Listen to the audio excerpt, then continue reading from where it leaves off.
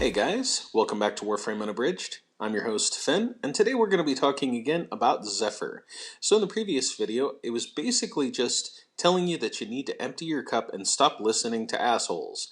And there's a lot of those in our community. So, have you emptied your cup? Yes? No? If not, get the hell out of here. This is an empty cup. This is an empty cup meeting. This is a meeting where you come and you take a look at something new.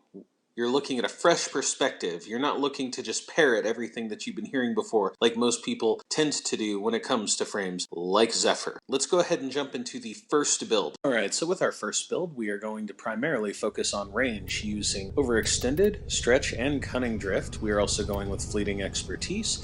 We are going to supplement Constitution and Prime Continuity to counteract the effects of Fleeting Expertise to make sure that we have some good long-lasting ability. We're also going with Energy Siphon and Endurance Drift, and of course we are going with Divebomb Vortex. With maximum range, that's going to give us 30 meters of ragdolling effect. So let's take a look at it in action. Alright, so as you can see, the primary method that I'm using with this build is just crowd control. We really want to focus on making sure that first off, everybody is just absolutely beneath us, so we can see the whole battlefield. We can see where we're needed.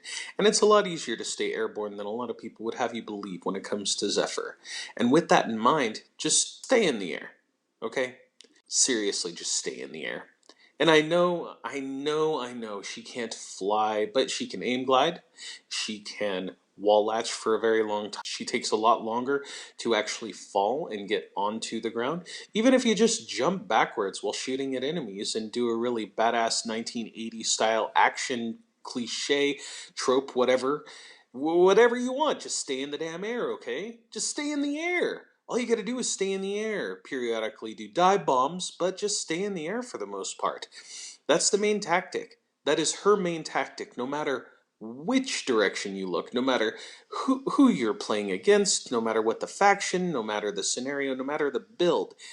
At her base, you should always just be in the air. It's really easy to stay there. It gives you a tactical advantage of being able to see the entire battlefield. It doesn't leave you quarantined to what is right in front of you. It allows you to use your Tailwind and Divebomb much more effectively. It also allows you to use your Parkour more effectively. But for the purposes of this video, right now I just want to say Divebomb. Divebomb, Divebomb, Divebomb. It's of utmost importance, okay? You want to really make sure that you are in a scenario where you can make use of the best form of crowd control that you have. And spamming blast off, yeah, that'll do a quick knockdown, and that's great. 17.5 meters of a knockdown in every direction. But if you're up in the air, you can lay waste to enemies using a nice high damaging weapon, and since she's high up in the air, she's really good with blast weapons that kill most frames. So just make sure that whatever it is you bring, it's something that you can be mindful of its range and its destructive capacity when it comes to being you. And if you're staying in the damn air, that's not going to be a problem. So let's take a look at the next build. We're focusing more on defensive capabilities and wall climbing. For starters, we're going with Patagium. We're also going with Stealth Drift. And between the two of those, we're going to have about 102% bonus towards our wall latching. We're also going with Aviator because we're going to be spending a lot of time above the enemy's heads. We're going with Fleeting, and we're also going with Streamline, of course, for maximum efficiency. We're going with Narrow-Minded to counteract the negative effects of Fleeting, as well as Transient Fortitude, which we're using to supplement our power strength. We're also going with Jetstream, and we're going with Endurance Drift, and Energy Siphon. Now let's take a look at it in action, because I know that people are probably scratching their heads at this one. So this build is actually something that's focusing on more than just her ability to dash or dive bomb, okay? This is focusing actually as well on Jetstream.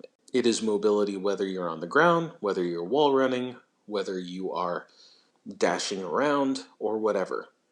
The main thing that we're trying to go for here, though, is mostly wall latching, and the reason for that is because you're still going to be above the enemies, but you're able to do it in a much more general sense. You don't have to do the slow-moving aim glide as much, or you don't have to be moving through the air, so you have to constantly adjust. So it's basically for newer players that haven't really gotten down how to aim glide.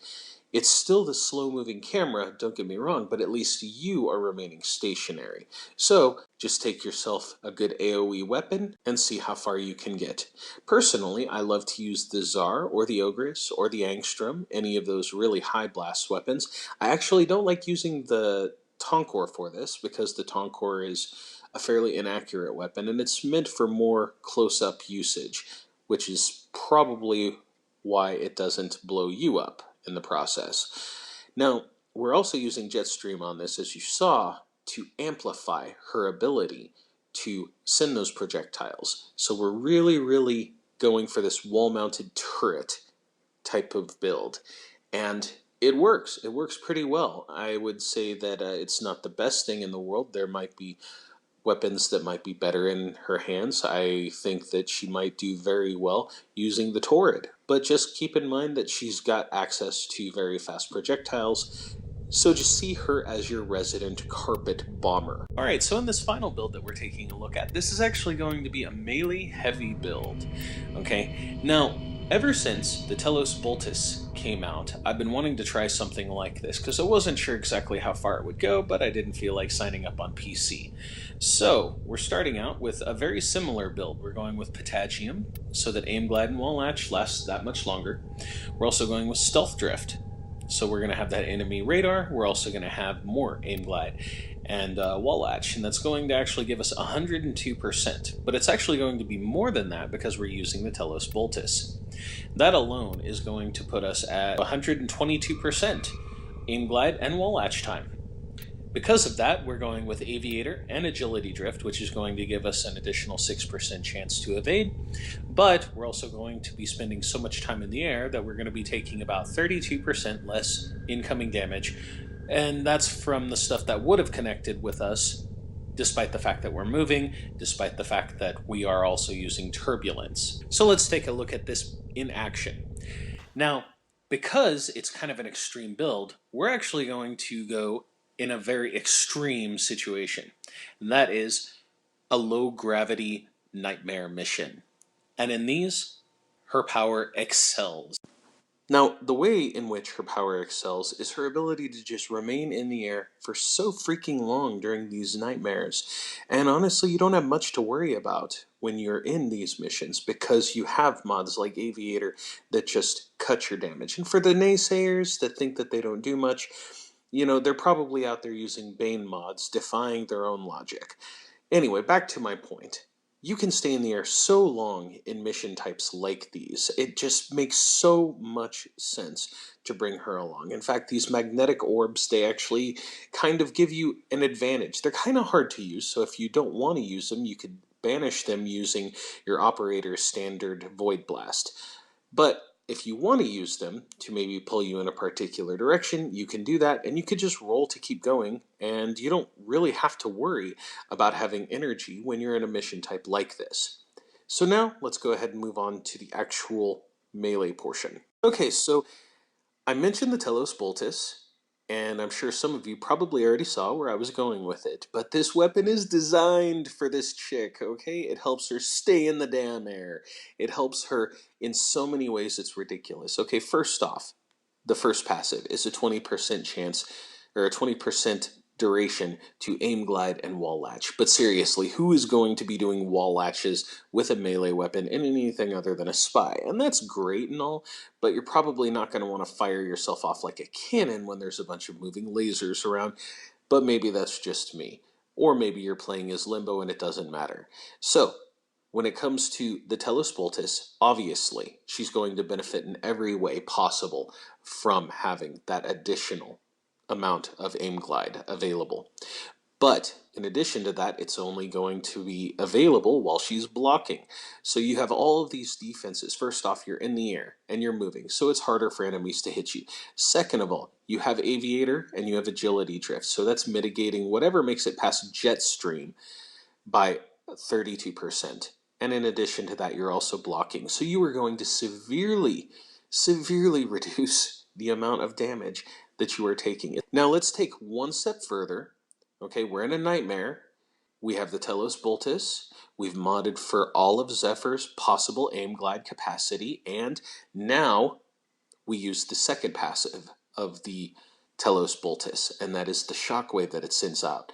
And guess what? It doesn't just go side to side, it goes up and down. You can get probably 5 maiming strike spirals coming out of that thing before you even have to worry about double jump, so long as you're using your aim glides well. It's really that effective, and it's a hell of a lot of fun. Let me tell you, it's a novelty, sure, but it's a hell of a lot of fun. And I think that that's pretty much where we're going to close. If you like what you saw, feel free to give me a like. Feel free to subscribe for more Warframe content. Until next time, stay safe, Tenno.